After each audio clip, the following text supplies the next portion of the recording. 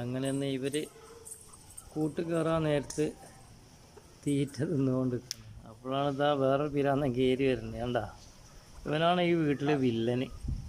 ഇവനെ കണ്ടപ്പോൾ അത് കണ്ട മറ്റവരെ കൊഴിഞ്ഞ് പോക്ക് തുടങ്ങി.